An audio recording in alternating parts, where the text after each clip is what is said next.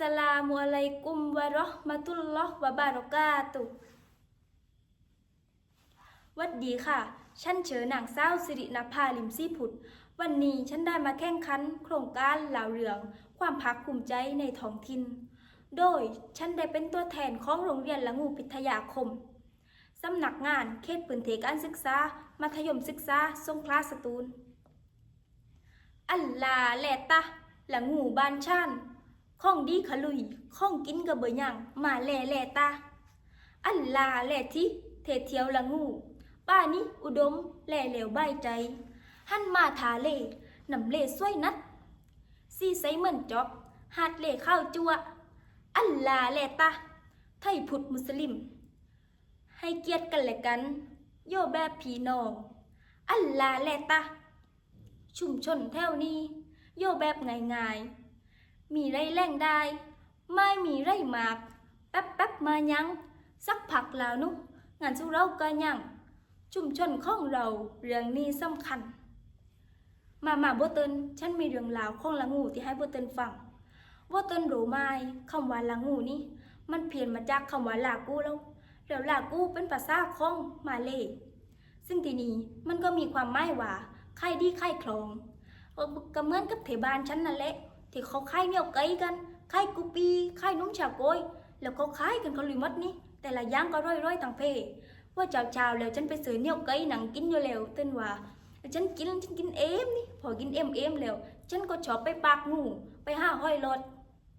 แล้วเทปากงูนั้นก็มีงานห้อยรถกันแล้วงานห้อยรถมันกันนุกว่าเต้นว่าเขาเชียร์กันเยาวเละนี่มันกับว่านู่ฮ่าห้อยรถมาเร็วห้อยรถขึ้นมาแล้วนุกแค่แล้วเชียร์กันจะว่าหัวฉันนี่หัวนกแรงพอผ่อนจากตรงนี้วันไหนที่รู้สึกอากาศร้อนฉันก็ผ่อนไปทานำตกวังไส้ทองทานูน้ำก็เย็นบายธรรมชาติก็บริสุทธิ์ฉันชอบไปเล่นแล้วนอแล้วฐานนั้นจะมีโบมันนี่กันล่ะว่าเธอว่าโบมันนี่เป็นโบเถอยู่ในป่าโบเถใช้ชีวิตในป่าเป็นชนเผ่าแล้วนะแล้วตามใจคนละงูเรานี่ตามใจมาและภาษาไรชนชาติไรเฮอว่าซีผิวไรคนละงูบ่เรากระรักมัดและโยรวมในกันได้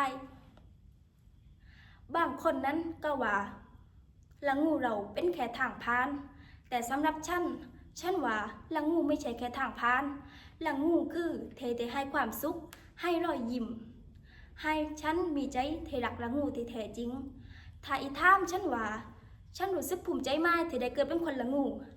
ฉันแรงได้เต็มปากเลยว่าฉันภูมิใจนักที่ได้เกิดเป็นคนละงูแท้ๆแล้วนี่โบเตินเห็นนาฉันไหมนี่ฉันคนละงูแล้วนี่แล้วนี้ฉันมีเรื่องอีลาวฉันมีเพื่อนคนกลางคนภาคกลางตันว่าฉันนั้นติชายมันไปเอาตีมาฉันก็บอกมันว่านู่เห็นตรงนั้นไหมตีมานั้นเธอเอาตีมาทำไมฉันตีเธอรู้ไหมฉันมันแรงว่าพรึมันว่าฉันที่ไปตีมาเดยแล้วก็หายฉันจับเบ็ดหัวมัดนี้มันว่าฉันที่ไปตีมาฉันไม่ได้ที่ไปตีมาฉันไม่ถึงว่าตีมาไม่ถึงภาชนะใส่น้ำแต่คนละงูเรานิยมอยากเป็นตีมาแล้วพอมันโรพันนีมันก็วัวเทกมัดคิกคักกับฉันอันละมาพอจบจากนี่แล้วมีวัฒนธรรมหนึ่งเป็นวัฒนธรรมรำดองเงงว่าเป็นว่ารำดองเงงเขารำกันนุกนัดนี่ฉันเห็นแล้วฉันยกขึ้นไปรำด้วยนี่ถามันยกประมาณนี้เลย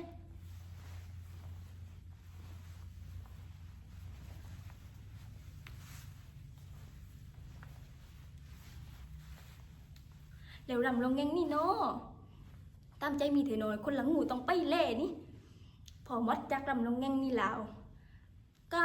มีเถอะไข่นุ่มแล้วละงูบ้านเราข้องกินร้อยทางเพมันนุ่มใบจากนุ่มบอลลูนุ่มก้อยปูดาร้อยถูกนุ่มฉันอยากให้โบเตินลงมาโยละงูเลยแล้วโบเตินจะรักในความเป็นละงูรักในวิธีของละงูโบเราแน่นอนฉันมีเพลงที่มีความหมายดีๆให้โบเตินฟังกันล่ะโอ้ภาคใต้บ้านเราโอ้ภาคใต้บ้านเรามีน้ำภูเขาทะเลกว้างไกลจะไปไหนภาคใต้บ้านเราจะไปไหนภาคใต้บ้านเราฉันรู้สึกว่าฉันภูมิใจในตัวเองมากแต่ฉันได้เกิดมาเป็นคนที่มีไส้เลือดละงู